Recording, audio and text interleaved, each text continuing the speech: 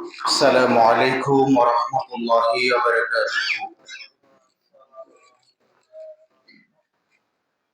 نحمده ونستعينه ونستغفره ونعوذ بالله من شرور أنفسنا ومن سيئات أعمالنا. من يهده الله فلا مضل له ومن يضلله فلا هادي له. ونشهد أن لا إله إلا الله وحده لا شريك له.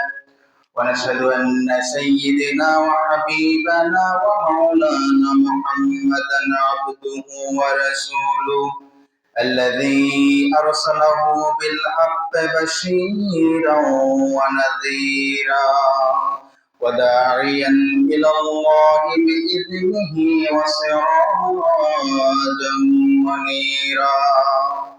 فقد قال الله تعالى في كلامه المجيد وقرآنه الحميد: أعوذ بالله من الشيطان الرجيم.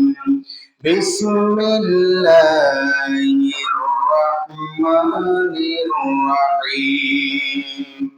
إن الله وملائكته يصلون على النبي يا أيها الذين آمنوا صلوا عليه وسلموا تسليما.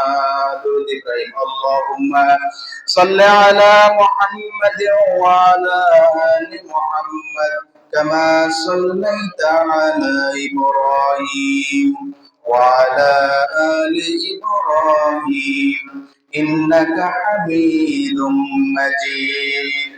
اللهم بارك على محمد وعلى آل محمد كما باركت على إبراهيم وعلى آل إبراهيم إنك حميد مجيد. اللهم صل على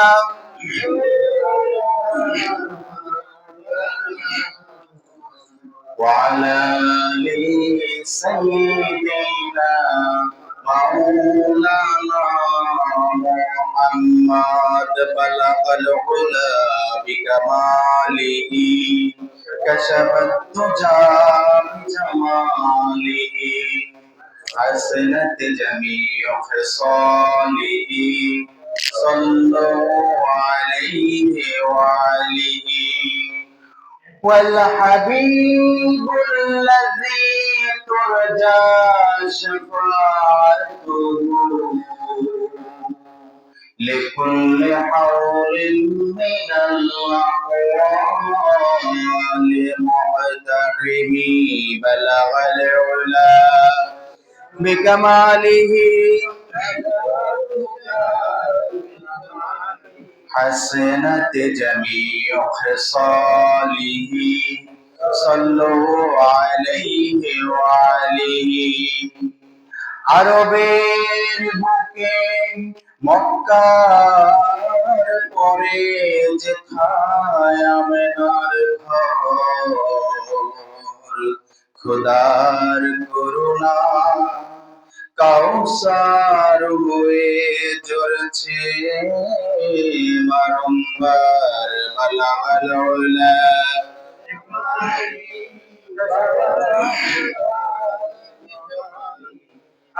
حسنت جميع خصاله صلوا عليه وعليه. মুআজ্জাজ মোহতারাম মুসল্লিয়ানে কেরাম, বাইতুল নূর জামে মসজিদ এলাকার আল্লাহ প্রেমী, রাসূল প্রেমী, ইসলাম প্রেমী, কোরআন প্রেমী, দিনদার, ইমানদার, মুত্তাকি, দাদার বয়সী, বাবার বয়সী, পর্দার আড়ালের সম্মানিতা মা এবং বোনেরা, সর্বপ্রথম আমরা আল্লাহর দরবারে যেটা আমাদের জন্য আবশ্যক শুকরগুজার করা। আমরা সেই আল্লাহ তাআলার দরবারে লাখো কোটি শুকরিয়া আদায় করছি যে আল্লাহ তাআলা আমাদেরকে আগেভাগে অন্যান্য মানুষদের থেকে, যারা বিভিন্ন জুমার সালাতের আযান হয়ে যাওয়ার পরেও বিভিন্ন দুনিয়াবি কাজে ব্যস্ত আছেন, তাদের থেকে বাছাই করে আল্লাহ তাআলা আমাদেরকে আমাদের নসিব ভালো রেখেছেন, আমাদের তকদীর ভালো রেখেছেন। এই জন্য আল্লাহ তাআলা আমাদেরকে সবার আগে মসজিদে এনে উপস্থিত করেছেন। যেই মহান মনিব আমাদেরকে আসার তৌফিক দিয়েছেন, সেই মহান মনিবের দরবারে আমরা কালেমাতুল শুকর আদায় করছি। আমরা জবান দারাজ করে দিয়ে বলছি আলহামদুলিল্লাহ। মুআজ্জাজ হাজিরিন, গত সপ্তাহে কথা বলছিলাম যে মসজিদ কমিটিতে, মসজিদ পরিচালনায় কারা কারা থাকতে পারবে, তাদের গুণাবলী, তাদের বৈশিষ্ট্য কি কি হবে, তাদের যে ক্রাইটেরিয়া, মানদণ্ডগুলা কি কি হবে, কিসের ভিত্তিতে আপনি তাদেরকে নির্বাচিত করবেন, তাদেরকে আপনি পরিচালনার দায়িত্ব দিবেন। এবং এরপরে যে অংশটা আংশিক আলোচনা করতে পেরেছি সেটা হচ্ছে মসজিদে দান করলে আসলে কি লাভ আছে। শুধু মসজিদে নয়, আসলে দান সদকা করলে কি লাভ আছে, কি ফায়দা আছে, এই সম্পর্কে আমরা কথা বলেছিলাম। মুআজ্জাজ মুসল্লি ভাইরা, আজকে ইনশাআল্লাহ আমি আমার এই ব্যাপারে সমাপনী যে খুতবাটা রয়েছে এটা আমি দেব ইনশাআল্লাহ বিইজনিল্লাহ তাআলা ওয়া তাবারাকা ওয়া মা তাওফীকি ইল্লা বিল্লাহ। সম্মানিত হাজিরিন, দান এটা সবার নসিবে থাকে না। আল্লাহ তাআলা দান করার জন্য তার পবিত্র কোরআনে কয়েক জায়গায় বলেছেন, আমি তোমাদেরকে তো রিজিক দিয়েছি, এই রিজিক তো তোমার না, তুমি জাস্ট একটু কি করেছো, চেষ্টা করেছো। কিন্তু রিজিক তো তুমি নিজে এটাকে অর্জন করো নাই, তুমি চেষ্টা করেছো, আর আমি তোমার মালিক, আমি তোমার রিজিক দাতা, আমি তোমার ঘরে এই রিজিক পৌঁছাই দিয়েছি। তাহলে এই রিজিক থেকে আমার ঘরে, আমার পথে দান করতে সমস্যা কোথায়, কৃপণতা কোথায়, সংকীর্ণতা কোথায়? এজন্য দান আমাদের জন্য, আমাদের বলা মুসিবত যা আছে আমাদের উপরে, এই দানের উসিলা আল্লাহ তাআলা এগুলা আল্লাহ দূর করবে। সুবহানাল্লাহ। আল্লাহ তাআলা আমাদেরকে রিজিক দিয়েছেন, এই রিজিকের মালিক আমরা নয়, আমাদের আল্লাহ তাআলা আমাদের রিজিক দাতা, তিনি আমাদেরকে রিজিকের ব্যবস্থা করেন। তিনি যদি আমাদেরকে রিজিক না দেন তাহলে আমাদের কারো কোনো ক্ষমতা নেই আমরা রিজিক পাবো। তিনি যদি দয়া করে আমাদেরকে রিজিকের ব্যবস্থা করে দেন তাহলেই শুধুমাত্র আমরা রিজিক পাই, ঠিক কিনা বলেন? আল্লাহ তাআলা সূরা মুনাফিকুনের 10 এবং 11 নম্বর আয়াতে আল্লাহ তাআলা বলছেন, ওয়া আনফিকু মিম্মা রাযাকনাকুম মিন ক্বাবলি আন ইয়াতিয়া আহাদুকুমুল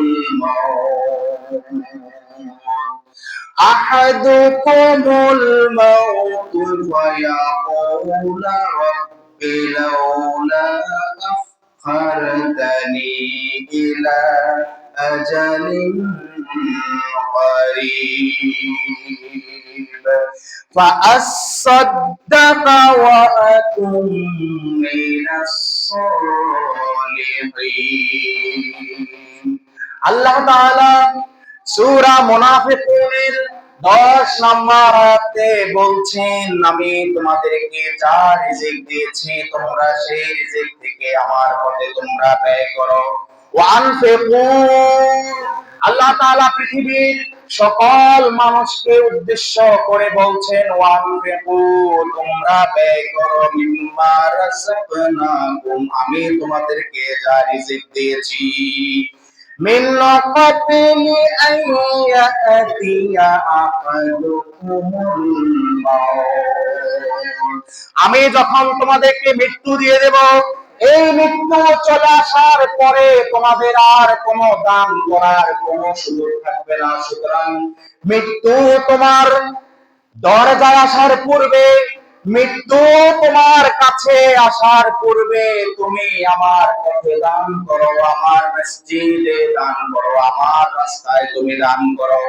এই রিজিকের মালিক তুমি নয় বান্দা, তোমাকে আমি স্মরণ করিয়ে দিচ্ছি, এই রিজিক তোমার কাছে ছিল না, আমি আল্লাহ তাআলা তোমাদেরকে এই রিজিক দিয়েছি। সুতরাং তোমাদের জন্য যেটা আবশ্যক হয়েছে আমি আল্লাহ নির্দেশ দিচ্ছি, আমি আল্লাহ তোমাদেরকে অর্ডার করছি, এই রিজিক থেকে তোমরা আমার ঘরে তোমরা দান করো, আমার রাস্তায় তোমরা দান করো, আমার দ্বীন ইসলাম প্রতিষ্ঠায় তোমরা দান করো।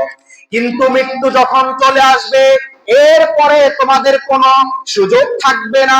ওয়ায়াকুলা রাব্বি লাউলা আখখারতানি ইলা আজালিন করিব। কিন্তু যদি তুমি সময় মতো দান না করো, যখন তোমার মৃত্যুর সময় হবে আমি তোমার কাছে মালাকুল মউতকে নির্দেশ দিয়ে আমি পাঠিয়ে দেব।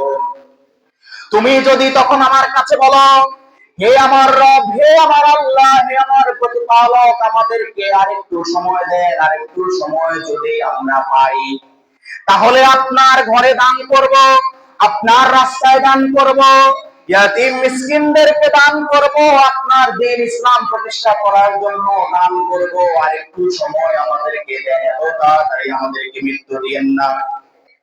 কিন্তু আল্লাহ তাআলা আগে ভাগে আমাদেরকে বলে দিচ্ছেন, মৃত্যু যখন তোমার চলে আসবে তখন আমি তোমাকে এক সেকেন্ড আমি তোমাকে সময় দেব না। কিন্তু বনি আদম বড়ই গাফিল অবস্থায় রয়েছে। তাদের যদি ধন সম্পদ থাকে, তারা মনে করে আমি যদি 10 টাকা দান করি তাহলে মনে হয় আমার 10 টাকা কমে যাবে, আমার ভাগ্য খালি হয়ে যাবে, আমার রিজিকের সংকট দেখা দিবে। আল্লাহ তাআলা কোরআনের আরেক জায়গায় বলছেন, না বান্দা, তোমার এই চিন্তা ভাবনা সঠিক নয়। তুমি যদি দান করো তাহলে তোমার দানের এই উসিলায় আমি তোমার রিজিককে আরো কয়েক গুণে বাড়িয়ে দিই। সুবহানাল্লাহ। তাহলে আপনি মনে করছেন যে আপনি 100 টাকা দান করছেন, আপনার তো পকেট থেকে 100 টাকা চলে গেছে, কত 100 টাকা আল্লাহ তাআলা অন্যান্য জায়গায় দিয়ে আপনার জন্য ব্যবস্থা করে দিবেন। আল্লাহু আকবার। এজন্য দান করার দরকার আছে কিনা? আছে। কিন্তু যখন মালাকুল মউত তাদের কাছে চলে আসে, তারা বলে, হে আল্লাহ, আমাদেরকে আরেকটু সময় দেন, আমরা আরেকটু সময় নিয়ে আপনার রাস্তায় খরচ করব, আপনার রাস্তায় খরচ করব, আপনাকে পাওয়ার জন্য দান করব, আপনার মসজিদ এবং মাদ্রাসায় আমরা দান করব, এবং আমরা সলিহিন নেককার যারা রয়েছে, সৎ কাজকর্ম যারা করে, যারা নিয়মিত দান করে, তাদের অন্তর্ভুক্ত হয়ে যাবে। কিন্তু আল্লাহ তাআলা সূরা মুনাফিকুনের 11 নম্বর আয়াতে এই ব্যাপারে, বান্দার এই প্রশ্নের ব্যাপারে, এই আকাঙ্ক্ষার ব্যাপারে আল্লাহ তাআলা জানিয়ে দিচ্ছেন, আগাম জানিয়ে দিচ্ছেন, ওয়ালাই ইউআখিরাল্লাহু নাফসান ইযা জাআ আজালুহা ওয়াল্লাহু খাবীরুম বিমা তা'মালুন। আল্লাহ তাআলা বলছেন, ওয়ালাই ইউআখিরাল্লাহ, আল্লাহ তাআলা এক সেকেন্ড বাড়িয়ে দিবেন না, এক মুহূর্ত দেরি করবেন না, নাফসান তোমাদের কারো ব্যাপারে, ইযা জাআ আজালুহা, যখন তোমাদের মালাকুল মউত তোমাদের কাছে চলে আসবে। আল্লাহু আকবার। যখন মালাকুল মউত তোমার কাছে আমি পাঠিয়ে দেব, তখন তোমাকে আমি এক মুহূর্ত আর সময় দেব না। কে বলছেন? আল্লাহ বলছেন, ওয়ালাই ইউআখিরাল্লাহু নাফসান ইযা জাআ আজালুহা, এক মুহূর্ত তুমি সময় পাবে না, এক সেকেন্ডও তোমাকে সময় দেওয়া হবে না। তোমার আল্লাহ তোমার জন্য মালাকুল মউত পাঠিয়ে দিয়েছে, তার কাজ হচ্ছে সে শুধু তার রবের হুকুম পালন করবে, ঠিক কিনা? আপনার কথা মতো সে চলবে না। সে যেহেতু মালিকের অর্ডার পেয়ে এসেছে, সুতরাং আপনার জান কবজ করার আগ পর্যন্ত সে সেখান থেকে নড়বে না। আল্লাহু আকবার, লিল্লাহি তাকবীর। মালাকুল মউত যখন চলে আসবে, এক সেকেন্ড সময় পাওয়া যাবে? এটা বললে চলবে যে আমি তোমাকে লাখখানেক টাকা ঘুষ দেব, তুমি ঘন্টাখানেক পরে আসো? শুনবে? শুনবে? ওই 1 লাখ টাকা ঘুষ তাকে না দিয়ে আপনার রব আপনাকে বলছেন, আমি তোমাকে রিজিক দিয়েছি, সেই রিজিক থেকে তোমার মৃত্যু আসার পূর্বেই তুমি এগুলো খরচ করো আমার রাস্তায়। আল্লাহ তো বলে দিয়েছেন। তাহলে রবকে ব্লেম দেওয়ার, দোষারোপ করার কোন সুযোগ আছে? কোনো সুযোগ নাই। আল্লাহ তাআলা বলে দিয়েছেন তোমার মৃত্যু আসার পূর্বেই তোমার আখের যা আছে তুমি এটা কোথাও। কিন্তু এখন দেখা যাচ্ছে যে আমাদের দেশে দেখেন কত মানে দুর্ভাগ্যজনক কথা এটা, যারাই রাষ্ট্রীয় ক্ষমতায় যায় তারাই আসলে লোভে পড়ে যায়। লোভ কেউ সামলাইতে পারে না। যারাই ইউনিয়নের এই চেয়ারম্যান পদে যায়, লোভ সামলাইতে পারে না। এত লোভ, ভীষণ লোভ। লোভ হচ্ছে এত টাকা পয়সা তার সামনে দিয়ে চলে যাচ্ছে, সে কিছু হাতিয়ে যদি না নেয় তাহলে হয় নাকি? কিন্তু এটা কি উচিত হচ্ছে? উচিত নয়, এটা উচিত নয়। এগুলা তার টাকা নয়, এটা হচ্ছে বাংলার 18 কোটি মানুষের টাকা। আল্লাহু আকবার। মনে রাখবেন, সরকারি জিনিসকে অনেকে গুরুত্ব দিতে চায় না, মনে করে এটা তো সরকারি। আমাদের গ্রাম অঞ্চলে দেখবেন কিছু জায়গা টায়গা থাকে, হাজার বলে এজমাইলি বলে কিনা, হাজার বা এজমাইলি বলে কিনা। যেটা হাজার বা এজমাইলি মানে হচ্ছে যেটা মূল একক দাবি কেউ নয়, একক দাবিদার কেউ নয়, একক মালিকানা কেউ নাই, যেখান থেকে সবাই ভোগ করতে পারে। অনেকে মনে করে সরকারি জিনিস মানে এরকম না। সম্মানিত হাজিরিন, মনে করেন কেউ যখন আমার কাছ থেকে আমার সম্পদটা ছিনিয়ে নিয়ে গেল অন্যায় ভাবে, তখন সে আমাকে বঞ্চিত করলো, আমার উপর জুলুম করলো। কিন্তু অন্যায় ভাবে রাষ্ট্রীয় 1 টাকাও যদি কেউ তসরুফ করে, 18 কোটি মানুষকে সে বঞ্চিত করেছে, ঠিক কিনা? কারণ সরকার এটা কোনো ব্যক্তি নয়। সরকার কোনো ব্যক্তি, সরকার নির্দিষ্ট কোনো ব্যক্তিকে বোঝায় না। এটা হচ্ছে সংঘবদ্ধ একটা গোষ্ঠী, সংঘবদ্ধ একটা কি পরিচালনা কমিটি না পরিচালনা যে দল। মনে করেন সরকার প্রধান একজন থাকেন, কিন্তু সরকার মানে হচ্ছে সবার। যেমন মনে করেন বর্তমান আমাদের বাংলাদেশের ইন্টারিম গভর্নমেন্ট, অর্থাৎ আই মিন যেটা অন্তর্বর্তীকালীন সরকার বলা হয় যেটাকে, ডক্টর ইউনূস তিনি হচ্ছেন প্রধান। এছাড়া তার ক্যাবিনেটে যতজন আছে এ সবাই মিলে হচ্ছে কি সরকার। আবার শুধু এরাই নয়, এদের সাথে জেলা পর্যায়ে, উপজেলা পর্যায়ে, ইউনিয়ন পর্যায়ে, ওয়ার্ড পর্যায়ে সরকারের সাথে রিলেটেড যত মানুষ আছে এরা সবাই মিলে কি সরকার।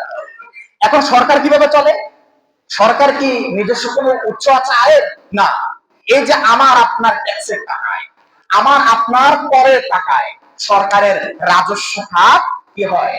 শক্তিশালী। তাহলে এই যে টাকাটা আমি আপনি, সরকার আপনার বাসায় এসে নিবে না। এই যে আপনি দোকান থেকে মনে করেন একটা বিস্কিটের প্যাকেট কিনেছেন, এই বিস্কিটের প্যাকেটের সাথে অটোমেটিক্যালি ওই সরকারের কর যেটা, এটা গায়ের মূল্যের সাথে দেওয়া আছে। সরকার আপনার কাছে এখানে এসে নেওয়া লাগবে না। ওই বিস্কিটটা আপনি যত টাকা দিয়ে কিনছেন এখান থেকে সরকারের কর সরকারের জায়গায় চলে গেছে। তাহলে দেখেন, এই যে আমরা সবাই যে ট্যাক্সের টাকা দিচ্ছি, ট্যাক্স দিচ্ছি, এই টাকা দিয়ে হচ্ছে রাষ্ট্র চলে, এই টাকা দিয়ে হচ্ছে সরকার চলে। তাহলে রাষ্ট্রীয় টাকা যারা মনে করে রাষ্ট্রীয় সম্পদ, সমস্যা কি, আমি একটু নিই না, চুরি করি, দাড়ি করি, ডাকাতি করি, যাই করি, সমস্যা কি? বা সরকারি কোনো জিনিসে দেখবেন, সরকারি কোনো প্রতিষ্ঠানে গেলে দেখবেন সঠিক ব্যবস্থাপনা নাই। সদর হাসপাতালে যান, কি একটা অব্যবস্থাপনা। ওই কর্মচারী মানে গুলা কি করে, তাদের মানে রুমে এসে বসে বসে তারা গল্প করে। এইদিকে যার যে দায়িত্ব, কারণ এই ব্যাপারে মানে তারা খুব একটা গুরুত্ব রাখে না। তারা মনে করে এটা সরকারি, মাসে আমার অ্যাকাউন্টে আমার টাকা চলে আসবে। না, এত সোজা নয়। আপনি এখানে দায়িত্বশীল। আপনার দায়িত্ব হচ্ছে, আপনি যতক্ষণ পর্যন্ত এখানে আছেন আপনার দায়িত্ব হচ্ছে 18 কোটি মানুষ তার ট্যাক্সের টাকার বিনিময়ে আপনাকে এই পদে বসিয়েছে। 18 কোটি মানুষের হক আছে এখানে, আপনার একক নয়। 18 কোটি মানুষ যদি বঞ্চিত হয়, তাহলে কিয়ামতের মাঠে 18 কোটি মানুষ আপনার বিরুদ্ধে সাক্ষ্য দেবে। আল্লাহু আকবার। তাহলে সরকারি জিনিস যারা মনে করে গুরুত্ব নাই, এখন বুঝছেন তো গুরুত্ব কতটুকু আছে। সরকারি জিনিসের গুরুত্ব একক ব্যক্তি মালিকানার চেয়ে আরো বেশি, কারণ সেখানে আমার আপনার 18 কোটি মানুষের সবার হক রয়েছে। এই জন্য এই সমস্ত জিনিসের ব্যাপারে আমাদেরকে সাবধান থাকতে হবে। আমার ভাইয়েরা, আল্লাহ তাআলা যেহেতু বলছেন তোমাদের মৃত্যু যখন চলে আসবে, আমি তোমাদেরকে 1 সেকেন্ডও সময় দেব না, 1 মুহূর্ত সময় দেব না, তোমাদের যথা সময় তোমাদের মৃত্যু চলে আসবে। সুতরাং তোমরা যা কিছু করো সব বিষয়ে আমি আল্লাহ সব সময় খবর রাখি। সুবহানাল্লাহ। তোমরা কি করো না করো, কাকে দান করো, কোথায় দান করো, কনসার্টে দান করেছো না মসজিদে দান করেছো, কোন নর্তকীকে তুমি টাকা দিয়েছো সে এখানে নাচন কুদন করবে, নাকি কোনো এতিম বাচ্চাকে টাকা দিয়েছো, আমি আল্লাহ তোমার সব খবর রাখি। আল্লাহু খাবীরুম বিমা তা'মালুন। খবরদার বান্দা, তোমাকে সব সময় আমি, you are always under the surveillance, তুমি সব সময় আমার নজরদারির মধ্যে আছো। আমি সব সময় তোমাকে নজরদারি করছি, তুমি কি করছো সব কিছু আমি আল্লাহ খবর রাখছি। কে বলছেন? আল্লাহ বলছেন।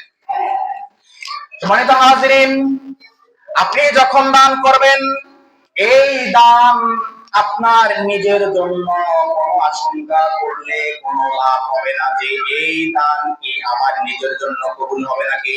আপনি যদি দান করেন, এই দান শুধুমাত্র আপনার জন্য কবুল হবে। আল্লাহ তাআলা সূরা বাকারার 272 নম্বরে বলছেন, ওয়া মা তুনফিকু মিন খায়রিন ফালিআনফুসিকুম ওয়া মা তুনফিকুনা ইল্লা ইবতিগা ওয়াজহিল্লাহ ওয়া মা তুনফিকু মিন খায়রিন ইউওয়াফা ইলাইকুম ওয়া আনতুম লা তুজলামুন। ওয়া মা তুনফিকু, যা তোমরা দান করো, যা তোমরা ব্যয় করো, মিন খায়রি ফালিআনফুসিকুম, যা তোমরা দান করো এই দান শুধু তোমার জন্য কবুল হবে। সুবহানাল্লাহ। তাহলে আমি আপনি দান করলে এটা কার জন্য কবুল হবে? আপনার নিজের জন্য, আপনার নিজের জন্য। আল্লাহ আপনাকে দলিল দিয়ে দিচ্ছেন, আল্লাহ আপনাকে ওয়াদা দিয়ে দিচ্ছেন, আল্লাহ তুমি দান করলে মনে করিও না এই দান অন্য কারোর জন্য কবুল হয়ে যাবে, মনে করে না এক খাতের টাকা আরেক খাতে চলে যাবে, আছে কিনা? না, আমি আল্লাহ সেরকম নয়। আমি আল্লাহ সব সময় ইনসাফ করতে পছন্দ করি। আল্লাহ আল্লাহ তাআলা বলছেন, বান্দা তুমি যদি দান করো, তুমি যদি আমার রাস্তায় খরচ করো, এই দান শুধুমাত্র তোমার নিজের জন্যই। ওমা তুনফিকুনা ইল্লা বিতিগা ওয়াজহিল্লাহ, আর এই দান শুধু তুমি করছো একমাত্র আল্লাহ তাআলার সন্তুষ্টির জন্য। সুবহানাল্লাহ। তাহলে দান করতে হবে কার সন্তুষ্টির জন্য? একমাত্র আল্লাহর সন্তুষ্টির জন্য। আল্লাহ তাআলার কি দানের দরকার আছে? টাকার দরকার আছে? পয়সার দরকার আছে? দরকার নাই। শুধু নিয়তের একটা পার্থক্য দেখেন, আমি দান করছি আল্লাহর সন্তুষ্টির জন্য, এই নিয়তটা যদি রাখেন তাহলেই যথেষ্ট। ওই দান মূলত আপনার আমলনামায় যাবে, কিন্তু সন্তুষ্ট হবেন কে? এক দিলে দুই পাখি হয়ে গেছে। আল্লাহকেও সন্তুষ্ট করা হয়েছে, নিজের আমলনামায় দানের সওয়াবও লেখা হয়েছে। ইল্লা বিতিগা ওয়াজহিল্লাহ, শুধুমাত্র আল্লাহ তাআলাকে সন্তুষ্ট করার জন্য। ওয়া মা তুনফিকু মিন খায়রিন ইউওয়াফা ইলাইকুম ওয়া আনতুম লা তুজলামুন। আর যদি তুমি আমার পথে দান করো, উত্তম ভাবে তুমি যদি আমার পথে দান করো, এটা পরিপূর্ণভাবে কিয়ামতের দিন তোমাকে দেওয়া হবে। সুবহানাল্লাহ।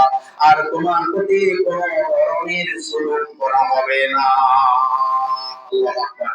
আল্লাহ বলছেন যে এই দান তুমি যা করছো সব কিছু কিয়ামতের দিন তুমি দেখতে পাবে। তুমি কখন কোথায় কয় টাকা দান করেছো, 1 টাকা হোক, 100 টাকা হোক, 1 লক্ষ টাকা হোক, যা করেছো সব দান যখন তোমার হাতে তোমার আমলনামা চলে যাবে, তখন তুমি দেখতে পাবে যে আমি রব তোমাকে যে ওয়াদা দিয়েছি তুমি পৃথিবীতে থাকা অবস্থায় আমি যে তোমাকে রিজিক দিয়েছি, সেই রিজিক থেকে তুমি যা দান করেছো, আজকে দেখো সব দান তোমার আমল নামে ঠিক মতো উঠেছে কিনা। সুবহানাল্লাহ। কোন ফাঁকিবাজির সুযোগ নাই। হাদিস শরীফে আসছে, নাসাই শরীফের 688 নম্বর হাদিসের মধ্যে নবী করিম সাল্লাল্লাহু আলাইহি ওয়াসাল্লাম বলেছেন, قال রাসূলুল্লাহ সাল্লাল্লাহু আলাইহি ওয়াসাল্লাম, মান বানা লিল্লাহি মাসাজিদান বানাল্লাহু লাহু বাইতান ফিল জান্নাহ। নবী করিম সাল্লাল্লাহু আলাইহি ওয়াসাল্লাম বলছেন, রাসূল আরবি সাল্লাল্লাহু আলাইহি ওয়াসাল্লাম বলছেন, যে ব্যক্তি পৃথিবীতে আল্লাহর সন্তুষ্টির জন্য একটা ঘর নির্মাণ করে, মসজিদ নির্মাণ করে, আল্লাহ তাআলা জান্নাতে তার জন্য সুন্দর করে একটা বাড়ি নির্মাণ করবেন। সুবহানাল্লাহ। এই হাদিসের ব্যাখ্যায় কিতাবের মধ্যে আসছে, মসজিদ তো সারা বছর নতুন করে করা লাগে না। আপনি সারা বছর যখন মসজিদে বিভিন্ন হাজতে, বিভিন্ন প্রয়োজনে যখন যা দান করেন, সেটা এটার মধ্যে অন্তর্ভুক্ত। আপনি প্রতি সপ্তাহে মসজিদে যা দান করছেন, এটাও এটার সাথে অন্তর্ভুক্ত। আপনি যদি মসজিদে দান করেন, তাহলে আল্লাহ তাআলা ওয়াদা দিচ্ছেন যে তিনি জান্নাতের মধ্যে আপনার জন্য সুন্দর করে একটা বাড়ি তৈরি করবেন। সুবহানাল্লাহ। তাহলে দান বিফলে যাওয়ার সুযোগ আছে? আপনি মনে রাখবেন যে আল্লাহর কোরআন সত্য, আল্লাহর নবীর হাদিস সত্য, 100% সত্য, কোনো ডাউট নাই, ডাউটলেস, কোনো সন্দেহ নাই। আল্লাহ তাআলা বান্দার সাথে যা ওয়াদা দেন, তিনি সে ওয়াদা পালন করেন। কিন্তু বান্দা আল্লাহর সাথে যে ওয়াদা দেয়, তাকে পালন করে না। ওই যে একটু আগে যে বললাম, যখন মৃত্যু চলে আসে, তখন আল্লাহ তাআলার কাছে ফরিয়াদ করে, হে আল্লাহ, আমার একটু সময় দেন, আর একটু সময় পাইলে আমি দান সদকা করে আবার আমার মৃত্যু দিয়েন, একটু সময় বাড়াই দেন ঘন্টাখানেক, তাহলে আমার জোলা জাতি যা আছে সব খরচ করে আপনার রাস্তায়, এরপরে মালাকুল মউতকে বলেন আমার মৃত্যু দিতে। সুযোগ আছে? সুযোগ নাই। আল্লাহ তাআলা তার ওয়াদা পালনের ব্যাপারে একদম তিনি কখনো কুণ্ঠাবোধ করেন না। তিনি যা ওয়াদা করেন ঠিক হুবহু তিনি তাই করেন। সুবহানাল্লাহ। এজন্য সম্মানিত হাজরিন, মসজিদ মাদ্রাসায় দান করলে আমাদের টাকা পয়সা কখনো কমবে না যদি আমরা দান করি। হাদিস শরীফে আসছে, বান্দা যখন দান করে, বনি আদম যখন মসজিদ মাদ্রাসায় দ্বীন প্রতিষ্ঠার জন্য দান করে, তখন আল্লাহ তাআলা তাদের রিজিকের মধ্যে বরকত দেয়। সুবহানাল্লাহ। রিজিকের মধ্যে বরকত দেওয়ার মালিক কে? আল্লাহ। অনেকে দেখবেন কোটি টাকা ইনকাম করেও শান্তি নাই, আবার অনেকে দেখবেন মোটামুটি কিছু টাকা ইনকাম করে কি আছে? শান্তি আছে। সুতরাং দান করলে আপনার টাকা কমে যাবে, আপনার ভাণ্ড কমে যাবে, আপনার ফান্ড কমে যাবে। হ্যাঁ, আপনার কাছে মনে হবে যে এত টাকা আমার কমেছে, কিন্তু আল্লাহ তাআলা বরকত দিয়ে অন্য জায়গা দিয়ে আপনাকে আরো ভরপুর করে দিবেন। সুবহানাল্লাহ। এজন্য মসজিদে দান করার সময় কখনো হাতকে শক্ত করবেন না, হাতকে সবসময় খুলে দিবেন, উদারতার সাথে দান করবেন। মনে রাখবেন, আপনার এই মসজিদে দান যেটা করছেন, এটা খাড়া আছে, এটার ব্যাপারে কোনো সন্দেহ নাই। কিন্তু আপনি কি করলেন? আজকাল তো দেখা যায় যে বিভিন্ন আপনার কি বলে এটাকে, অমুক গায়ককে দাওয়াত দিবে, মানে দাওয়াত দিয়ে বলতে কনসার্টের আয়োজন করবে, তারপরে অমুক ওই যে যারা নাচন কুদন করে নর্তকীকে দাওয়াত দিবে, আপনার কাছে আসলো, আপনি 10,000 টাকার একটা বান্ডেল বের করে দিলেন, কিন্তু মসজিদের একটা হাজত, মসজিদ সমস্যার মধ্যে আছে, সেটার জন্য আপনার কাছে গেছে, আপনি কি করলেন? 100 টাকা দিলেন। তাহলে আপনার মহব্বত কি আল্লাহর সাথে নাকি ওই নাচন কুদন নর্তকীর সাথে? বলেন, নর্তকীর সাথে। কিন্তু আল্লাহর সাথে যদি সম্পর্ক হয়, তাহলে আল্লাহর ঘরের জন্য বাইর হবে 10,000 টাকার বান্ডেল, ওই নর্তকীর জন্য আপনার 1 টাকাও বের হবে না। কারণ টাকা পয়সা, দ্বন্দ্ব, এগুলো আমাদের জন্য আজীবন নয়। এটা এখন আছে, তখন নাই, তখন আছে, এখন নাই, যে কোনো সময় এটা আপনার থেকে চলে যেতে পারে। আল্লাহ তাআলা, আপনি যদি বেশি অহংকারী হয়ে যান, টাকা পয়সা গরমে আল্লাহ তাআলা এমন একটা রোগ আপনাকে দিয়ে দিবেন, আপনার সব সম্পদ বিক্রি করেও কোনো চিকিৎসা পাওয়া যাবে না। তিনি আমাদের মালিক, তিনি আমাদের রিজিক দাতা। মনে রাখবেন সবসময় এটা, যে আমাদের রিজিক দাতা আল্লাহ। আল্লাহ আমাদের রিজিক দাতা, তিনি আমাদেরকে রিজিক দিচ্ছেন, এই জন্য আমরা রিজিক পাই। তিনি যদি আমাদের কাছ থেকে রিজিকটা কেড়ে নেন, পৃথিবীর কারো সামর্থ্য নাই এই রিজিককে আটকিয়ে রাখে। দেখেন না, হসপিটাল গেলে একবারে কয়েক লক্ষ টাকা চলে যায়, যায় কিনা? যায়। কিন্তু as-sadaqatu taruddul bala, হাদিস, সদকা, দান সদকা হচ্ছে এমন অস্ত্র, যে অস্ত্র দিয়ে আপনি আপনার উপর বিপদ আপদ বলা মুসিবত রোগ বালাই যা আছে এগুলো সবগুলাকে ছন্নছন্ন করে দিতে পারেন। সুবহানাল্লাহ।